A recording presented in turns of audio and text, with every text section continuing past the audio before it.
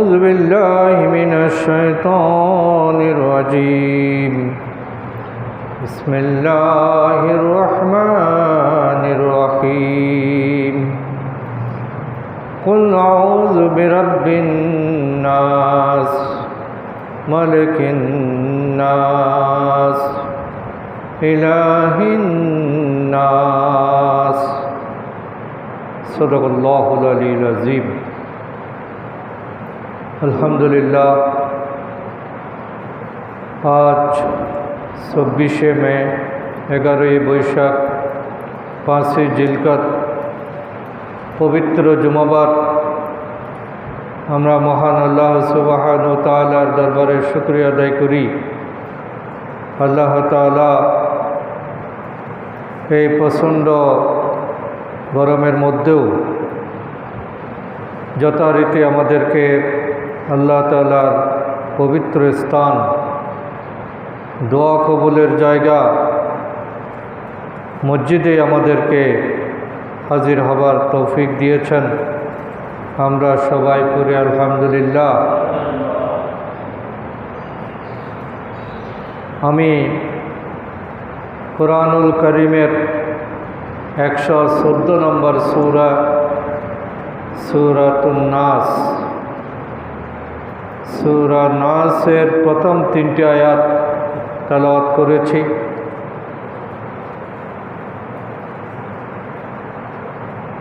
আল্লাহ তাআলা তার পবিত্র কালামের মধ্যে এই সূরাটি দিয়েই আমাদের কুরআনুল কারীমের সমাপ্তি টানানো হয়েছে। আমরা কোরআন শুরু করেছি আলহামদুলিল্লাহি রাব্বিল আলামিন দিয়ে, আর এই সূরাটা শেষ করা হয়েছে মিনাল জিন্নাতি ওয়ান নাস এই কথা বলে। এবং সূরা নাসের সাথে আরেকটি সূরা সম্পর্কিত, সেটি হলো সূরাতুল ফালাক। দুটি একসাথে নাজিল হয়েছে এবং এই দুটি সূরার সাথে রাসূল করিম সাল্লাল্লাহু আলাইহি সাল্লামের জীবনের একটি উল্লেখযোগ্য ঘটনা জড়িত আছে। আল্লাহ তাআলা এখানে মূলত সকল প্রকার সৃষ্টি এবং শয়তানি ওয়াসওয়াসা থেকে আল্লাহর কাছে আশ্রয় লাভের পদ্ধতি আমাদেরকে শিখিয়েছেন, আমরা যাতে দুনিয়ার সকল হিংসা, অনিষ্টতা এবং শয়তানি সকল প্রকার চক্রান্ত থেকে নিজেদেরকে হেফাজত করতে পারি। এই জন্য সূরা নাস এবং সূরা ফালাক এই দুইটাকে একসাথে হাদিসের মধ্যে মুআউযাতাইন অর্থাৎ আল্লাহর কাছে আশ্রয় লাভের দুটি সূরা হিসেবে বর্ণনা করা হয়েছে। আল্লাহর কাছে নিরাপত্তা চাওয়ার দোয়া আল্লাহ তাআলা এখানে শিখিয়েছেন এবং এই সূরা নাজিলের একটি বিশেষ প্রেক্ষাপট রয়েছে। দুটি সূরাই মক্কায় নাজিল হয়েছে, কিন্তু পরবর্তীতে রাসূল করিম সাল্লাল্লাহু আলাইহি সাল্লামের জীবনে জাদুর যে ঘটনা, সেই ঘটনার প্রেক্ষাপটে আল্লাহ রাসূল এই সূরাটি সেখানে ব্যবহার করেছেন। এজন্য অনেকে এটা মাদানী হিসাবেও উল্লেখ করে থাকেন। আসলে সূরা দুটির বাব এবং বাচনভঙ্গি পর্যালোচনা করলে এই দুটি সূরাকে মক্কি সূরা বলাটাই অধিকতর যুক্তিসঙ্গত এবং এটাই বাস্তবতা। এই সূরা নাজিল হওয়ার মাধ্যমে পৃথিবীতে যে জাদুর অস্তিত্ব রয়েছে এটা আমরা বুঝতে পারি।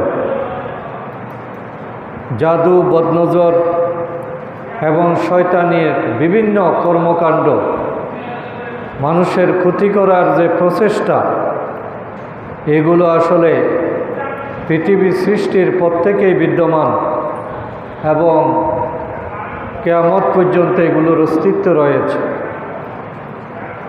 মূসা আলাইহিস সালামের সময়ে আমরা জাদুর বিষয়টা জানতে পারি কোরআনের মাধ্যমে। তদ্রূপ রসুল করিম সাল্লাল্লাহু আলাইহি সাল্লামের জীবনেও একই ঘটনাটা সংঘটিত হয়েছিল। রসুল সাল্লাল্লাহু আলাইহি সাল্লামের এক কর্মচারী যে ছিল ইহুদি, তার মাধ্যমে একজন ইহুদি মহিলা রসুল সাল্লাল্লাহু আলাইহি সাল্লামের চিরুনি, ব্যবহৃত চিরুনি এবং কিছু চুল নিয়ে রসুল সাল্লাল্লাহু আলাইহি সাল্লামকে জাদু করেছিলেন। আর সেই জাদুর প্রভাবে রসুল সাল্লাল্লাহু আলাইহি সাল্লাম শারীরিকভাবে অত্যন্ত অসুস্থতা অনুভব করতেন, ক্লান্তি অনুভব করতেন এবং মাঝে মধ্যে তার কাছে মনে হতো যে তিনি কোনো কাজ করেছেন আবার করেন নাই, এরকম একটা দ্বিধাদ্বন্দ্ব তার মধ্যে সৃষ্টি হয়ে গিয়েছিল। জাদুর অস্তিত্ব এখান থেকে প্রমাণিত হয় যে যেখানে রসুলকে জাদু করা হয়েছে, সুতরাং আমাদের প্রত্যেকের জীবনে এই দুর্ঘটনা হতে পারে। এই জন্য আমরা তাতে এখান থেকে বেঁচে থাকতে পারি, নিরাপত্তা লাভ করতে পারি। এই জন্যই আল্লাহ তাআলা এই দুটি সূরা আমাদেরকে উপহার হিসাবে দিয়েছেন এবং রসুল সাল্লাল্লাহু আলাইহি সাল্লাম এগুলোর আমল আমাদেরকে শিখিয়েছেন। সেটা হলো প্রতি ফরজ নামাজের পরে এইগুলো তেলাওয়াত করে যদি কোনো মানুষ নিজের শরীরকে মাসে করে নেয়, তাহলে সকল প্রকার বদনজর এবং খারাপ তাবিজ, জাদু টুনা এগুলো থেকে মানুষ হেফাজত থাকবে। আর রাত্রে ঘুমানোর আগে রসুল সাল্লাল্লাহু আলাইহি সাল্লাম নিয়মিত এই আমলটা করতেন যে সূরা নাস, সূরা ফালাক, সূরা ইখলাস, এই তিনটি সূরা পড়ে তিনি সমস্ত শরীরকে মাসে করে নিতেন এবং 3 বার করে তিনি এই সূরাগুলো পড়তেন। আমরাও আমাদের জীবনে এই আমলটা করতে পারি, তাহলে রাত্রিকালীন যে অনিষ্টতা এবং ঘুমের মধ্যে মানুষের কারো যদি কোনো ক্ষতি করার চেষ্টা থাকে, জিন, দৃশ্য অদৃশ্য যে কোনো প্রাণী থেকে আল্লাহ তাআলা এই সূরাগুলোর উসিলায় আমাদেরকে হেফাজত রাখতে পারেন। রসুল সাল্লাল্লাহু আলাইহি সাল্লামের এই ধরনের অসুস্থতা এবং দুর্বলতার কারণে তিনি একটু পেরেশান হয়ে গিয়েছিলেন। সেই পেরেশান অবস্থায় একদিন তিনি যখন ঘুমাচ্ছিলেন, সেই ঘুমের মধ্যে তিনি একটা স্বপ্ন দেখতে পেলেন এবং সেই স্বপ্নে 2 জন ফেরেশতা তার 2 দিকে দাঁড়ালো, একজন মাথার দিকে আর একজন পায়ের দিকে। তারা একে অপরকে জিজ্ঞেস করতে লাগলো। তাদের কথোপকথন এবং ডায়লগের মাধ্যমেই রসুল সাল্লাল্লাহু আলাইহি সাল্লামের এই অসুস্থতার কারণ এবং সেখান থেকে তিনি কিভাবে মুক্তি পাবেন সেই বিষয়টা আল্লাহ তাআলা ফেরেশতার পারস্পরিক কথাবার্তার মাধ্যমে এটা রসুলকে জানিয়ে দিলেন। ফেরেশতা একে অপরকে জিজ্ঞেস করল যে রসুল সাল্লাল্লাহু আলাইহি সাল্লামের এই দুর্বলতা এবং অশান্তির কারণ কি, তিনি যে মাঝে মধ্যে ভুলে যান এটার কারণ কি, তার দুর্বলতার কারণ কি? তখন অপর ফেরেশতা জবাব দিল যেটার কারণ হলো তাকে এক ইহুদি মহিলা জাদু করেছে। তখন অপর ফেরেশতা জিজ্ঞেস করল যে কি নিয়ে জাদু করা হয়েছে? তখন অন্য ফেরেশতা জবাব দিল যে তার চিরুনি এবং চুল নিয়ে জাদু করা হয়েছে। এরপরে জিজ্ঞেস করলো যে এগুলো কোথায় আছে? বলে যে এগুলো পার্শ্ববর্তী একটি কুয়ার মধ্যে একটা পাথর চাপা দিয়ে পানির নিচে এগুলো রাখা হয়েছে। তখন জিজ্ঞেস করলো যে এখান থেকে এখন মুক্তির উপায় কি, এই জাদু কিভাবে বিনাশ করা যায়? তখন ফেরেশতা জবাব দিল যে পুকুরের পানি উত্তোলন করে ওই চিরুনি এবং চুলগুলো বের করে সেখানে 11টি গিট দেওয়া আছে। এই 11টি গিট দেওয়ার কারণে আল্লাহ রসুল অসুস্থ হয়ে গিয়েছেন, তাকে জাদু করা হয়েছে। সুতরাং এগুলো বের করে যদি এই দুটি সূরা পাঠ করা হয়, সূরা নাস এবং সূরা ফালাক, যে দুটি সূরার মধ্যে মোট 11টি আয়াত আছে। সূরা নাসের মধ্যে 6টি, সূরা ফালাকের মধ্যে 5টি। এই 11টা আয়াত করে যদি ফু দেওয়া, আল্লাহ রসুল যদি ফু দেন, তাহলে গিটগুলো খুলে যাবে এবং তিনি সুস্থ হয়ে যাবেন। এতটুকু কারণ এবং চিকিৎসা পদ্ধতি বলে দেওয়ার পরে রসুল সাল্লাল্লাহু আলাইহি ইসলামের ঘুম ভেঙে গেল। তিনি ঘুমের মধ্যেই ফেরেশতার এই কথাগুলো পরিষ্কার বুঝতে পারলেন এবং মূলত ফেরেশতার মাধ্যমে তাকে একটা মুক্তির পথ বলে দেওয়া হল। রসুল সাল্লাল্লাহু আলাইহি ইসলাম ঘুম থেকে উঠে তিনি হযরত আলীকে ডাকলেন। হযরত আলী রাদিয়াল্লাহু তাআলা আনহু ছিলেন রসুল সাল্লাল্লাহু আলাইহি ইসলামের গুরুত্বপূর্ণ অনেক কাজের জিম্মাদার। তিনি অতি অল্প বয়সে ঈমান এনেছেন এবং রসুল সাল্লাল্লাহু আলাইহি ইসলাম বড় বড় অনেক কাজ তার দ্বারা সম্পন্ন করেছেন। হিজরতের সময় হযরত আলীকেই তার বিছানায় তিনি শুয়ে রেখেছিলেন এবং অনেকগুলো বড় বড় অভিযানে হযরত আলীকেই তিনি নিয়োগ করেছেন। তদ্রূপ এই ঘটনার সমাধানের জন্য হযরত আলীকে ফেরেশতার মাধ্যমে যা যা জানতে পেরেছিলেন, সেই কুয়ার কাছে গিয়ে পানিগুলো সেচন করে যাতে চিরুনি এবং চুলগুলো বের করে নেওয়া হয়, সে দায়িত্ব হযরত আলীকে দিলেন। হযরত আলী রসুলের নির্দেশ পেয়ে সেখানে গেলেন আরও কয়েকজন সাহাবী নিয়ে এবং টিকেই দেখলেন যে একটা পাথরের নিচে এভাবে চিরুনিতে 11টি গিট দিয়ে রসুলের চুলগুলো আটকিয়ে রাখা হয়েছে। তখন সেগুলো নিয়ে আসা হলো এবং জিব্রাইল আলাইহিস সালাম রসুলকে পরামর্শ দিলেন যে আপনি এখন সূরা নাস এবং সূরা ফালাক তেলাওয়াত করতে থাকুন। রসুল এই চিরুনি এবং চুলের এই গুছাগুলো হাতে নিয়ে যখন প্রত্যেকটা আয়াত তেলাওয়াত করতে লাগলেন, একটি আয়াত তেলাওয়াত করেন, একটি গিট খুলে যায়।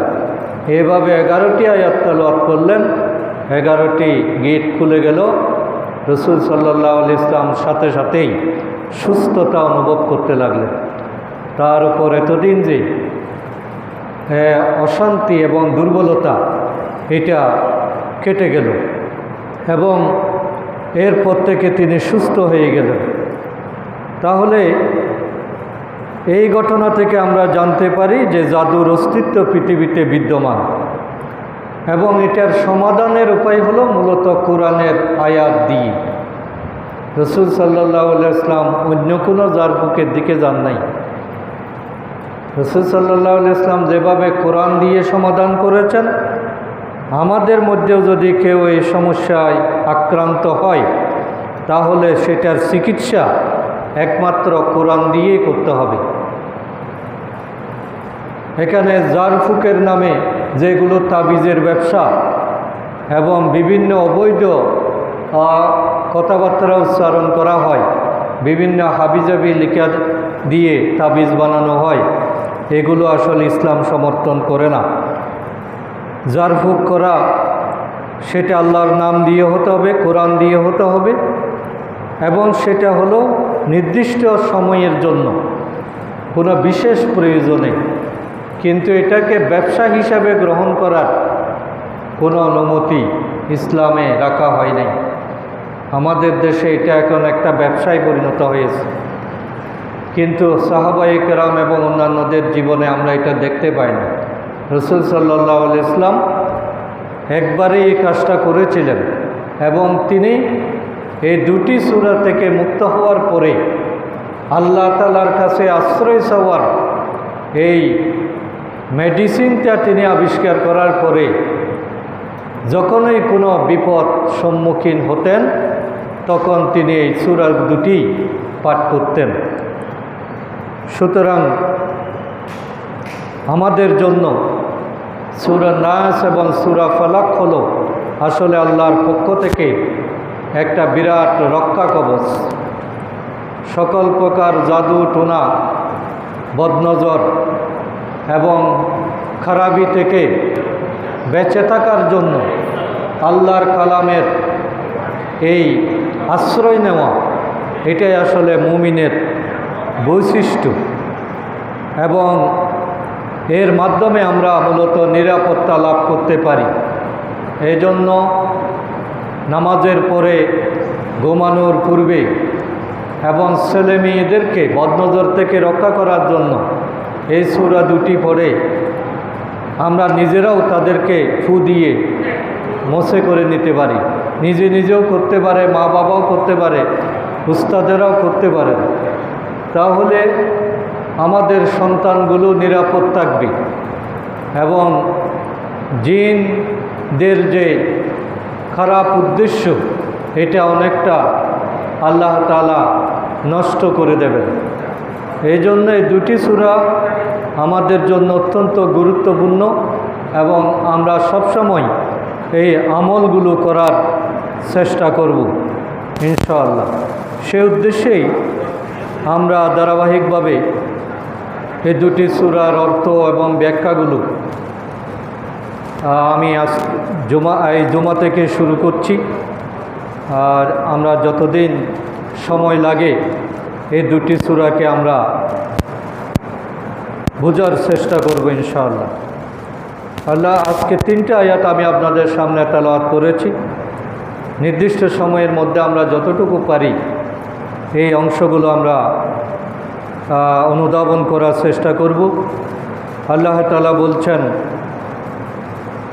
কুল আউযু বিরাব্বিন নাস, হে নবী আপনি বলে দিন আমি আশ্রয় চাই মানুষের রবের নিকট।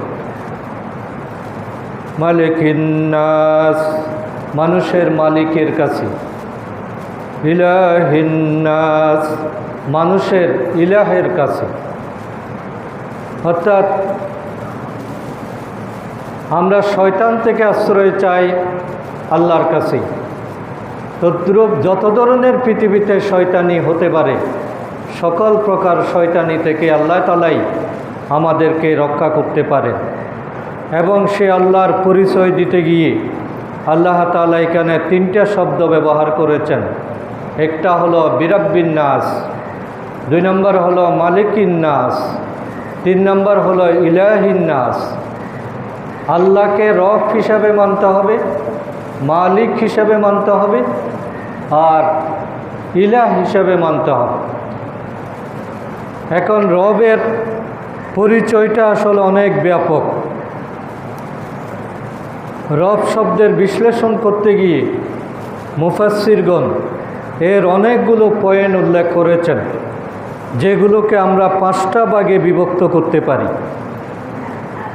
রব শব্দের অর্থ হলো প্রতিপালক, যেটা আমরা সাধারণত ব্যবহার করি, যে যিনি লালন পালন করেন, যিনি আমাদেরকে বেঁচে থাকার ব্যবস্থা করেন, খাবারের ব্যবস্থা করেন, খাদ্যের ব্যবস্থা করেন, বাতাসের ব্যবস্থা করেন, যার কারণে আমরা বেঁচে থাকি, তার নাম হলো রব।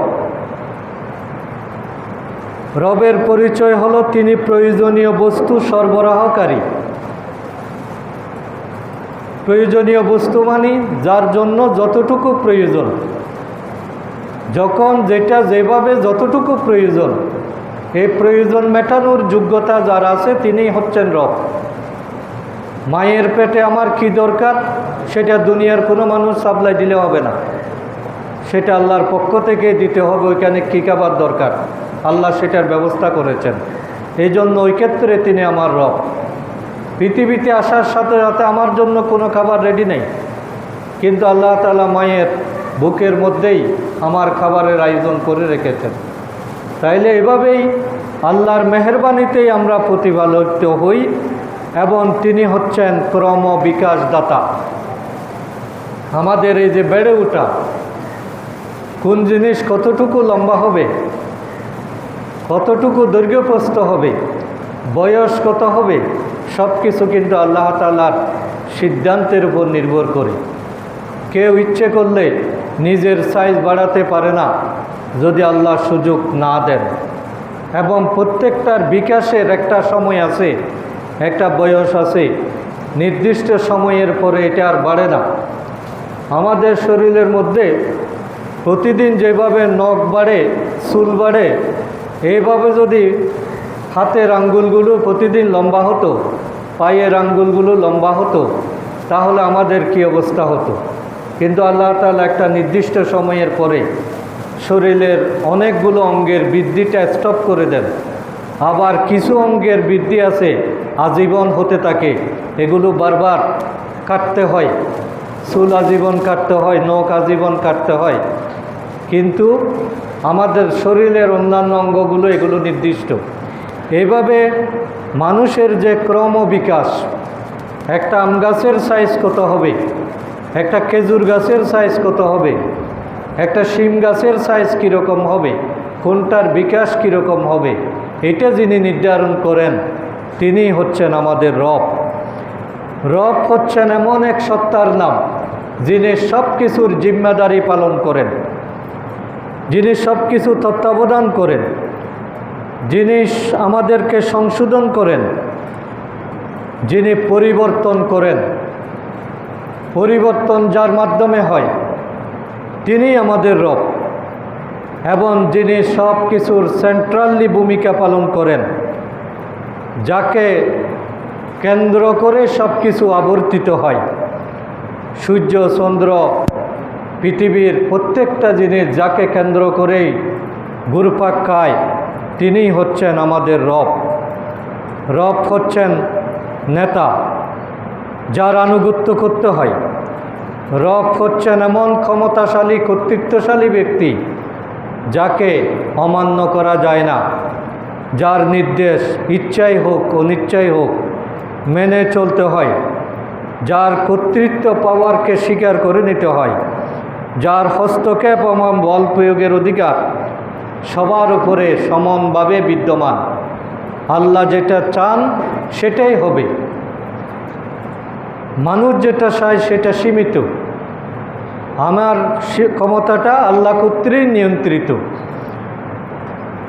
এভাবে রবের অর্থ হল মালিক, মুনিব। সুতরাং কোরআন মজিদে এভাবে বিভিন্ন অর্থে রব শব্দটা আল্লাহ তাআলা ব্যবহার করেছেন। কোথাও একই শব্দ দিয়ে একটি অর্থ বোঝানো হয়েছে, কোথাও দুটি অর্থ বোঝানো হয়েছে, কোথাও তিনটি অর্থ বোঝানো হয়েছে, কোথাও আমি যে 5টা অর্থ বললাম সবগুলো অর্থই একই সাথে রব শব্দের সাথে চলে আসে। যেমন আমরা সূরা ফাতিহার শুরুতে যখন পড়ি আলহামদুলিল্লাহ রব্বিল আলামিন, এই যে রব শব্দটা এখানে ব্যবহার করা হলো প্রশংসা করতে গিয়ে। মহান আল্লাহ একমাত্র প্রশংসা পাওয়ার হকদার, অধিকারী যখন আমরা বলি, তখন আসলে তাকে সমস্ত গুণাবলীগুলোকে নিজের অস্তিত্বে ধারণ করার মাধ্যমে আমরা আল্লাহর প্রশংসা করি। আল্লাহর প্রশংসা করতে গিয়ে আমাদের চিন্তার জগৎ প্রসারিত হয়ে যায়, আমাদের বুদ্ধির যেটা আওতা এটা অনেক বেড়ে যায় এবং আমরা আমাদের সমস্ত শক্তি দিয়ে আল্লাহর গুণগান আমরা বর্ণনা করতে পারি। রব বিষয়টা এতই গুরুত্বপূর্ণ যে পৃথিবীতে আসার আগেই আল্লাহ তাআলা আমাদের থেকে ওয়াদা নিয়েছেন আমরা যাতে রবকে কখনো অস্বীকার না করি, এটা যাতে কখনো ভুলে না যাই। এই জন্য সকল সৃষ্টির মানব জাতির সকল রূহকে এক জায়গায় সমবেত করে আল্লাহ তাআলা সেখানে আমাদের থেকে স্বীকৃতি নিলেন, আলাস্তু বিরাব্বিকুম, আমি কি তোমাদের রব নই? এদিক দিয়ে বয়সের দিক দিয়ে সকল মানুষের বয়স কিন্তু সমান, যেহেতু কিয়ামত পর্যন্ত যত মানুষ আসবে সকল মানুষকে আল্লাহ তাআলা কিন্তু একসাথেই সৃষ্টি করেছেন। রূহটা সৃষ্টি একসাথে, পৃথিবীতে আগমনটা আগে পরে হয়, কিন্তু সূচনাটা এক জায়গায় একই সাথে। এবং সেখানে সবার থেকে একটা ওয়াদা নেওয়া হলো, আল্লাহ তাআলা সব রূহকে সামনে রেখে জিজ্ঞেস করলেন, আলাস্তু বিরব্বিকুম, আমি কি তোমাদের রব নই? আমরা সেদিন জবাব দিলাম, বালা শাহিদনা, হে আল্লাহ আমরা অবশ্যই সাক্ষী দিচ্ছি তুমি আমাদের রব, তুমি আমাদের জিম্মাদার, তুমি আমাদের প্রতিপালক, তুমি আমাদের বিকাশদাতা, তুমি আমাদের মালিক, তুমি আমাদের সংরক্ষণকারী, তুমি আমাদের প্রতিপালক। সব কিছুই আমরা সেদিন স্বীকার করে নিয়েছি। এই জন্য আল্লাহ তাআলার এই রুবুবিয়াতের ধারণা এটা আমাদের জীবনে অপরিহার্য। আমরা যদি আল্লাহর রব এটা ভুলে যাই তাহলে প্রতি পদে পদেই আমরা মিসগাইড হয়ে যাব, আমরা আমাদের কর্তব্য থেকে সরে যাব। জীবনের যে কোনো পরিস্থিতি যখন সৃষ্টি হয় তখন আমি যদি আমার রবকে স্মরণ করি তাহলে আল্লাহ তাআলা আমাদেরকে হেফাজত করবেন। এই জন্য আল্লাহর কাছে দোয়ার প্রথম বাক্যই হচ্ছে, আশ্রয় লাভের প্রথম বাক্যই হচ্ছে কুল আউযু বিরাব্বিন নাস। বলুন, আল্লাহ রসুলকে আল্লাহ শিখিয়ে দিচ্ছেন। এই কুল শব্দটা কোরআনুল করিমের 5টা সূরার শুরুতে আল্লাহ যুক্ত করেছেন। সূরা নাস, সূরা ফালাক, সূরা ইখলাস, সূরা কাফিরুন এবং সূরা জিন। এই 5টা সূরার শুরুতে আল্লাহ তাআলা কুল দিয়ে সূচনা করেছেন। তবে কুলের ব্যবহার কোরআনের মাঝখানে অসংখ্যবার আছে। অনেকগুলো আয়াতের সূচনা আল্লাহ তাআলা কুল দিয়ে করেছেন। এই কুল শব্দের অর্থ হলো এটার বলার মাধ্যমে আল্লাহ তাআলা দৃষ্টি আকর্ষণ করেন মানুষকে। আল্লাহ তাআলার সব কথাগুলোই গুরুত্বপূর্ণ, কিন্তু গুরুত্বের উপরও গুরুত্ব দিতে গিয়ে, বেশি ইম্পর্টেন্স এটা বোঝাতে গিয়ে মানুষ যাতে সম্পূর্ণ মনোযোগটা এইদিকে দেয়, এই জন্য আল্লাহ তাআলা কুল শব্দটা ব্যবহার করেছেন। এখানে ওই আল্লাহ তাআলা যখন আশ্রয় নেওয়ার কথা বলছেন যে আমরা যদি দুনিয়ার বিপদ আপদ দৃশ্যমান এবং অদৃশ্যমান সকল প্রকার বিপদ থেকে আমরা যদি বাঁচতে চাই তাহলে দুনিয়ার কেউ আমাদেরকে বাঁচাতে পারে না। বাঁচাতে পারে একজনই, সেটি হচ্ছেন বিরাব্বিন নাস, যিনি আমাদের রব, যিনি আমাদের প্রতিপালক, যিনি আমাদের জিম্মাদার, যিনি আমাদেরকে রক্ষা করেন, তিনিই আমাদেরকে বাঁচাতে পারেন। এই জন্য উত্তম এবং প্রয়োজনীয় যে কোনো বস্তু যদি আমরা পেতে চাই এবং আমরা যদি আমাদের নিজেদের হেফাজত হোক, অনিষ্ট থেকে নিজেদেরকে রক্ষা করতে চাই, শয়তানি ওয়াসওয়াসা থেকে নিজেদেরকে বাঁচাতে চাই, তাহলে আমাদেরকে সেই রবের কাছেই ফেরত যেতে হবে। যেভাবে হযরত ইউসুফ আলাইহিস সালাম বিপদের মুহূর্তে বারবার রবকে স্মরণ করেছেন, আজকে আমাদের যুবকদের জীবনের সবচেয়ে বড় সমস্যা কি, শয়তানের সবচেয়ে বড় ওয়াসওয়াসা কি? সেটা হলো অশ্লীলতা, বেহায়াপনা, উলঙ্গপনা, নারীর আকর্ষণ, বিভিন্ন অশ্লীল প্রোগ্রাম, গান বাজনা, নাটক, সিনেমা, টিকটক ভিডিও, রিলস, এইগুলো আজকে আমাদের জীবনকে তছনছ করে দিচ্ছে। প্রত্যেকেই এখন আক্রান্ত, ঘরে ঘরে মহামারী আকারে। আমরা শয়তান থেকে বাঁচতে পারছি না। আগে সিনেমা দেখার জন্য টাকা পয়সা নিয়ে প্রস্তুতি নিয়ে যেতে হতো, কারণ সিনেমা দেখার জন্য সিনেমা হলে যাওয়া লাগতো। এখন কিন্তু সিনেমা আমার হাতের মুঠোয়, পুরা দুনিয়া এখন হাতের মুঠোয় চলে আসছে। একদিকে কোরআন শরীফ পড়তেছে, আর একদিকে মোবাইল চালাচ্ছে, দুইটাই পাশাপাশি চলতেছে। একদিকে নামাজে দাঁড়াইছে, আর একদিকে মোবাইল সামনে আছে। তাহলে এই যে শয়তানের বিরাট একটা চক্রান্তের জালে আমরা আটকে গেলাম। আমি তো বলি যে সমস্ত শয়তানি এক জায়গায় জমা হয়েছে, সেটা হলো মোবাইল।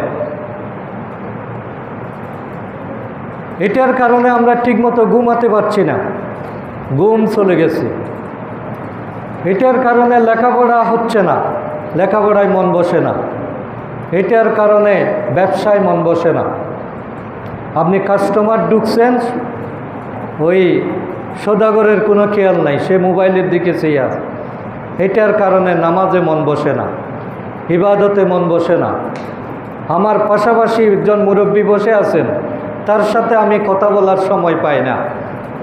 এবং আমাদের ঈমান, আকীদা, চিন্তা ভাবনা, রুচি, চিন্তার যে পরিচ্ছন্নতা, সবগুলো আজকে নষ্ট হয়ে গিয়েছে শুধুমাত্র একটাই যন্ত্র, সেটা মোবাইল নামক এই মহামারী যন্ত্র। কিন্তু এখান থেকে আমরা যদি বাঁচতে চাই, আমাদের জন্য একজন মডেল আছেন, যুবকদের মডেল, কিশোরদের মডেল। তিনি হচ্ছেন হযরত ইউসুফ আলাইহিস সালাম, যার নামে আল্লাহ তাআলা একটা সূরা নাজিল করেছেন, যেখানে আল্লাহ তাআলা 111টি আয়াত দিয়ে শুধুমাত্র ইউসুফ আলাইহিস সালামের জীবনীটা তিনি বর্ণনা করেছেন। আমি এই খুতবাতেই এই সূরাটা পূর্ণাঙ্গ আলোচনা করেছি। আপনারা চাইলে ওই আলোচনাগুলো ধারাবাহিকভাবে শুনতে পারেন। আমাদের জন্য খুবই প্রয়োজন, বর্তমান সময়ের জন্য, বিশেষ করে শয়তান থেকে বাঁচার জন্য। সুতরাং সেই ইউসুফ আলাইহিস সালাম তার জীবনের সবচেয়ে কঠিন পরীক্ষায় পড়েছিলেন। ছোটকাল থেকে তাকে তার ভাইয়েরা কুয়ার মধ্যে নিক্ষেপ করেছে। সেখানে তিনি আল্লাহকে রব হিসাবে মেনে আল্লাহর উপর আশ্রয় প্রার্থনা করেছেন। আল্লাহ তাকে সেখান থেকে উদ্ধার করেছেন। এরপরে তাকে গোলাম হিসাবে বাজারে বিক্রি করে দেওয়া হয়েছে। সেখান থেকে তাকে মিশরের রাজপ্রাসাদে নিয়ে যাওয়া হয়েছে কর্মচারী হিসেবে। সেই রাজপ্রাসাদে জুলেখার আশ্রয়ে তাকে থাকতে দেওয়া হলো মিশরের রানী। কিন্তু সে রানীর ইউসুফ আলাইহিস সালামের রূপ যৌবন দেখে তাকে আকৃষ্ট করতে চেষ্টা করল। কিন্তু ইউসুফ আলাইহিস সালামের চরিত্র ছিল ফুলের মতো পবিত্র। তিনি আল্লাহকে ভয় করতেন, যার কারণে তাকে বাধ্য করার চেষ্টা করল। দরজা বন্ধ করে একাকী থাকা অবস্থায় ইউসুফ আলাইহিস সালামের উপর ওই মহিলা ঝাঁপিয়ে পড়ল। কিন্তু আল্লাহ তাআলা যাকে রক্ষা করতে চান, আল্লাহ যাকে ইমানে পাওয়ার দেন, দুনিয়ার কোনো প্ররোচনা তার পদস্খলন ঘটাতে পারে না। এই জন্য ইউসুফ আলাইহিস সালাম সেখানে রবকে স্মরণ করলেন, তার প্রতিপালককে তিনি ডাকলেন। তিনি বুঝতে পারলেন দরজা বন্ধ, যাওয়ার সকল রাস্তা বন্ধ হয়ে গিয়েছে, কিন্তু আমাকে একমাত্র বাঁচাতে পারেন যিনি, তিনিই হচ্ছেন আমার রব। সেই কথাটাই সূরা ইউসুফের 23 নম্বর আয়াতে আল্লাহ তাআলা উল্লেখ করেছেন যে রবকে কিভাবে ডাকতে হবে। আমরা যখন শয়তানি প্ররোচনায় পড়ে যাই, অশ্লীলতা যখন আমাদের পছন্দ হয়, কোনো খারাপ অনুষ্ঠান নাচ গানের দিকে আমাদের যখন আকর্ষণ সৃষ্টি হয়, তখন ইউসুফ আলাইহিস সালাম যেভাবে মুক্তি পেয়েছিলেন, আমাদেরকেও সেই কথাগুলো স্মরণ করার চেষ্টা করতে হবে। আল্লাহ তাআলা বলছেন, وراودته التي هو في بيتها عن نفسه, যে মহিলার ঘরে ইউসুফ ছিল সে তাকে নিজের দিকে আহ্বান করল। অর্থাৎ ওই মহিলা একাকী রুমের মধ্যে ইউসুফকে বলল, সে তার কাপড় চোপড় বিবস্ত্র হয়ে ইউসুফকে আহ্বান করল। ওয়াগাল্লাকাতিল আবওয়াবা ওয়াকালাত হাইতা লাক, সে দরজা বন্ধ করল এবং বলল যে হাইতা লাক, ইউসুফ এসো, আমার দিকে এসো, এখানে আর কেউ নাই, তুমি আর আমি, দুনিয়ার কেউ জানবে না, কেউ বুঝতে পারবে না, আসো আমরা আমাদের যৌবনের চাহিদা মিটাই। তাহলে এরকম একটা সুবর্ণ সুযোগ কোনো মানুষের পক্ষে অ্যাভয়েড করা এক প্রকার অসম্ভব। কিন্তু আল্লাহর নবী ইউসুফ আলাইহিস সালাম, নবীরা আসলে জন্ম থেকেই নবী। নবুয়তের ঘোষণাটা যদিও বা পরে দেওয়া হয়, একটা সময়ের মধ্যে দেওয়া হয়, কিন্তু আল্লাহ তাআলা যাকে নবুয়তের মর্যাদা দান করেন তাকে শিশুকাল থেকেই হেফাজত করেন। তার চরিত্রের মধ্যে কোনো ধরনের কালিমা আল্লাহ তাআলা প্রবেশ করার সুযোগ দেন না। ইউসুফ আলাইহিস সালামের জীবনেও আমরা সেটা দেখতে পাই। এইভাবে এই দুষ্ট মহিলা যখন ইউসুফকে আহ্বান করল এবং একান্ত নিরিবিলি পরিবেশে, আবদ্ধ পরিবেশে এই ধরনের একটি লোভনীয় প্রস্তাব যখন ইউসুফের সামনে পেশ করা হলো, ইউসুফ আলাইহিস সালাম যেহেতু আল্লাহকে রব হিসেবে মানতেন, সুতরাং তিনি কি বললেন? তিনি যেটা বললেন আমাদের জন্য এটাই হলো শিক্ষা, যে আমরা যদি এ ধরনের বিপদে পড়ে যাই, আমরা যদি এরকম কোনো অফার পাই, আমাদের জীবনে যদি এরকম কোনো অনাকাঙ্ক্ষিত ঘটনা চলে আসে, তাহলে ইউসুফ আলাইহিস সালাম যেভাবে মুক্তি পেয়েছিলেন, আল্লাহকে স্মরণ করেছিলেন, আমাদেরকেও সেটা করতে হবে। ইউসুফ আলাইহিস সালাম সাথে সাথে বললেন, ক্বালা মাআযাল্লাহি ইন্নাহু রাব্বি, তিনি বললেন, আল্লাহ আমি তোমার কাছেই আশ্রয় চাই। মাআযাল্লাহ, আমার আশ্রয়দাতা একমাত্র আল্লাহ। ইন্নাহু রাব্বি আহসানা মাসওয়ায়া, যে আমার জন্য উত্তম হচ্ছে আমার রব, এবং আল্লাহ তাআলা আমার জন্য আহসানা মাসওয়া, আমার জন্য সুন্দর আবাসের ব্যবস্থা করেছেন। আমি হয়তো এখন রাজপ্রাসাদে আছি, কিন্তু আমি যদি আমার চরিত্র নষ্ট করি তাহলে আমাকে জাহান্নামে যেতে হবে। আর আমি যদি আমার চরিত্রকে হেফাজত করতে পারি তাহলে আমার জন্য জান্নাত অপেক্ষা করছে, যেটা এখান থেকে অনেক উন্নত আবাস। সুতরাং সাময়িক তৃপ্তি, সাময়িক সুবিধা, সাময়িক মুগ্ধতা, এটা যাতে আমাদেরকে কখনো বিপদগামী না করে। ইউসুফ আলাইহিস সালাম যেভাবে আল্লাহকে রব হিসেবে চিনিয়েছেন এবং তিনি আশ্রয় চেয়েছেন, আমাদের জীবনেও আমরা পাপাচার থেকে, অশ্লীলতা থেকে, যৌন আকর্ষণ থেকে এবং সকল প্রকার আল্লাহর নাফরমানি থেকে নিজেকে বাঁচানোর জন্য এটাই হচ্ছে একমাত্র রাস্তা।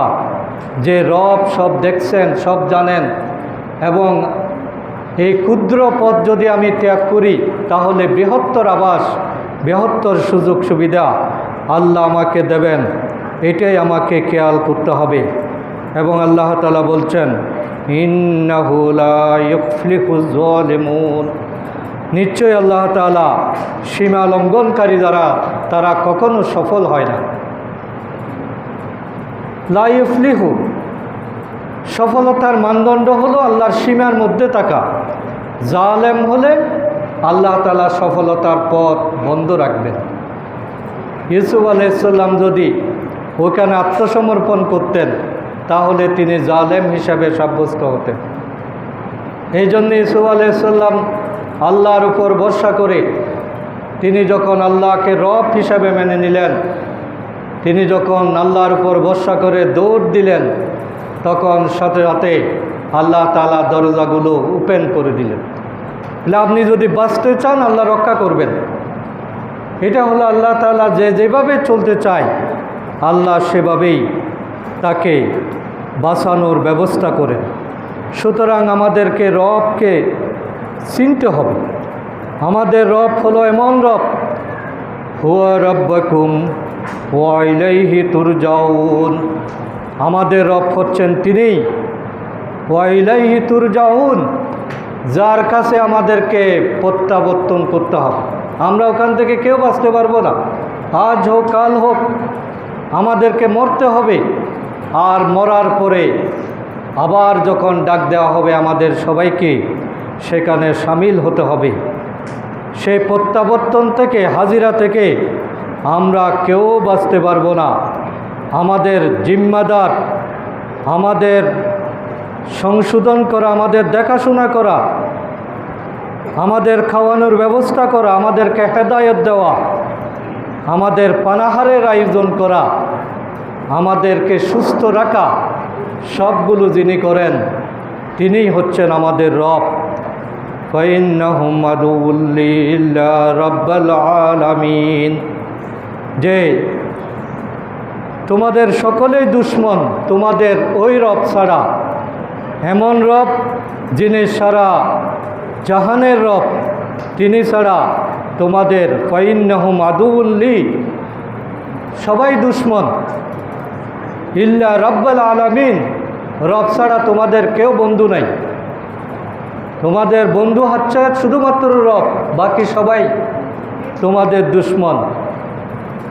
কারণ তোমরা এমন এক রবের ইবাদত করো, আল্লাযী খালাকনি ফাহুয়া ইয়াহদিন, তিনি তোমাদেরকে সৃষ্টি করেছেন আর তোমাদেরকে হেদায়েতের উপর রাখেন। রবের মেহেরবানি ছাড়া কেউ হেদায়েতের উপর থাকতে পারে না। হেদায়েতের অর্থ হলো দুটো, একটা হলো পথ চিনা, সঠিক কোনটা খারাপ কোনটা, আল্লাহ সন্তুষ্টির পথ কোনটা অসন্তুষ্টির পথ কোনটা, এই এলমটা জানা, এটা অবগত হওয়া, সত্য এবং মিথ্যা জানতে পারা, এটার নাম হলো হেদায়েত। তবে হেদায়েতের আসল অর্থ হলো জানা জিনিসের উপর আমল করতে পারা। আমি জানি কিন্তু আমল করি না, তাহলে এটা আসলে হেদায়েত হয় নাই। সিগারেটের প্যাকেটের উপর লেখা আছে ধূমপান স্বাস্থ্যের জন্য ক্ষতিকর, এই লেখা পড়ে পড়েই মানুষ আবার সিগারেট টানে, তাহলে তার জ্ঞানটা কি কোনো কাজে এসেছে? এই জানাটা কোনো কাজে আসে নাই, তার মানে সে হেদায়েতের উপর নাই। হেদায়েতের উপর সেই আছে যে জানার পরে ওখান থেকে বিরত থাকে। কে না জানে ফজরের নামাজ পড়া ফরজ, কিন্তু এত ভালোভাবে জানা থাকার পরও আমরা যদি মসজিদে হাজির হতে না পারি তাহলে আমি আসলে হেদায়েতের উপর নাই। হেদায়েতের আসল অর্থ হলো আমলের উপর থাকা। সুদ হারাম জানি, কিন্তু আমার লেনদেন সব সুদের সাথে, তাহলে এই জানাটা আমার জন্য কোনো কাজে আসে নাই, আমি হেদায়েতের উপর নাই। সুতরাং আল্লাহ যেটা বলেছেন, আল্লাহ সন্তুষ্টির পথের উপর নিজেকে টিকিয়ে রাখা, এটা আমল করতে পারা, এটার উপর অটল থাকা, অবিচল থাকা, পর্দা লঙ্ঘন করলে যে কবিরা গুনাহ হয় এটা জানি, কিন্তু এরপরও আমরা যদি সেটা মেনে না চলি তাহলে বুঝতে হবে হেদায়েতের উপর নাই। এই জন্য আল্লাহ তাআলা আমাদেরকে, আল্লাহ এমন রব যিনি আল্লাহ জি খলকনি ফাহুয়া ইয়াহদিন, তিনি একই সাথে আমাদের স্রষ্টা আর আমাদের হেদায়েত দাতা। আল্লাহ যদি অনুগ্রহ না করেন তাহলে আমরা জানার পরও মানতে পারি না, আর মানতে না পারাটাই আমাদের জীবনের জন্য সবচেয়ে দুর্ভাগ্য। ওয়াল্লাজি হুয়া ইউতিমুনি ওয়া ইউসকিন, যিনি আমাকে পানাহার করান, ওয়া ইযা মারিতু ফাহুয়া ইউশফিন, এবং যিনি আমি অসুস্থ হলে আমাকে সুস্থতার নিয়ামত দান করেন। তাহলে দুনিয়ার কোনো মেডিসিন আমাকে সুস্থ করতে পারে না, কোনো ডাক্তার আমার রোগ ধরতে পারে না যদি আল্লাহ তাআলা হুকুম না থাকে। সুতরাং আমি বেঁচে থাকি যার কল্যাণে, আমি আহার করি যার কল্যাণে, আমি হেদায়েত লাভ করি যার কল্যাণে। তিনি হচ্ছেন আমাদের রব। এই রবের কাছেই আমাদের সব সময় ফিরে আসতে হবে এবং আশ্রয় চাইতে হবে। সূরা নাসের প্রথম আয়াত আমাদেরকে সেটাই শিক্ষা দিচ্ছে যে দুনিয়ায় যত নিরাপত্তার বেষ্টনী আছে সব কিছুর ঊর্ধ্বে আল্লাহ তাআলার নিরাপত্তা হলো সর্বশ্রেষ্ঠ।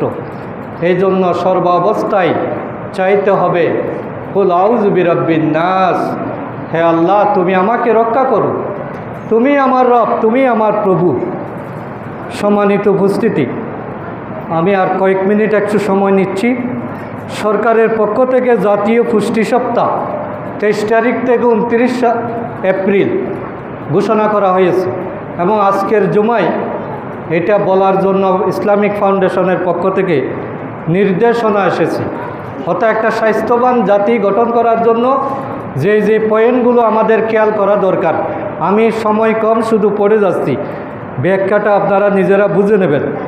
এখানে 11টা পুষ্টি বার্তা আমাদের সামনে সরকারের পক্ষ থেকে দেওয়া হয়েছে। 1 নম্বর হলো পুষ্টিগুণে সমৃদ্ধ খাবার গ্রহণ করুন, প্রতিদিন খাবারে শাকসবজি এবং ফলমূল খাওয়ার অভ্যাস গড়ে তুলুন। 2 নম্বর খাদ্য উৎপাদন, পরিবহন, সংরক্ষণ ও রান্নায় পুষ্টিগুণ বজায় রাখুন, খাওয়ার আগে ভালো করে হাত ধুয়ে নিন। 3 নম্বর খাবারে চিনি ও লবণের মাত্রা সীমিত রাখুন, অতিরিক্ত ভাজা, তৈলাক্ত খাবার এবং ফাস্টফুড বর্জন করুন। 4 নম্বর অতি প্রক্রিয়াজাত পানীয় ও খাবার গ্রহণ থেকে বিরত থাকুন। 5 নম্বর জন্মের 1 ঘন্টার মধ্যে শিশুকে মায়ের শাল দুধ খাওয়ানো নিশ্চিত করুন। 6 মাস পর্যন্ত শুধুমাত্র মায়ের দুধ খাওয়ান। 6 নম্বর 6 মাস পর মায়ের দুধের পাশাপাশি বাড়িতে তৈরি বাড়তি খাবার খেতে দিন। 7 নম্বর শিশুর বুদ্ধির বিকাশ ও শারীরিক গঠনের জন্য প্রতিদিন শিশুকে 1টি করে ডিম খেতে দিন। 8 নম্বর শিশু সঠিকভাবে বেড়ে উঠছে কিনা তা জানার জন্য নিয়মিত স্বাস্থ্যকেন্দ্রে নিয়ে যান। ওজন, উচ্চতা সহ অন্যান্য বিষয়গুলো পরিমাপ করুন। 9 নম্বর কিশোর কিশোরী সহ পরিবারের প্রবীণ সদস্যদের সঠিক যত্ন নিন এবং পুষ্টিকর খাবার নিশ্চিত করুন। 10 নম্বর নিয়মিত ব্যায়াম এবং শরীরচর্চার অভ্যাস গড়ে তুলুন। 11 নম্বর গর্ভবতী মায়েদের সঠিক যত্ন নিন, নিয়মিত স্বাস্থ্যকেন্দ্রে নিয়ে যান এবং আয়রন ও ফলিক অ্যাসিড সমৃদ্ধ বড়ি খাওয়ান। এই হলো সরকারি নির্দেশনা। আমরা এগুলো ওয়েবসাইটে পাবো, ওখান থেকে নিয়ে ব্যাপকভাবে আমরা প্রচার করি, পারিবারিকভাবে প্রাতিষ্ঠানিকভাবে সবাইকে সচেতন করার চেষ্টা করি। আল্লাহ তাআলা আমাদের সকলকে কবুল করুন। সুবহানাকাল্লাহুম্মা ওয়া বিহামদিক, আশহাদু আল্লা ইলাহা ইল্লা আনতা, আস্তাগফিরুকা।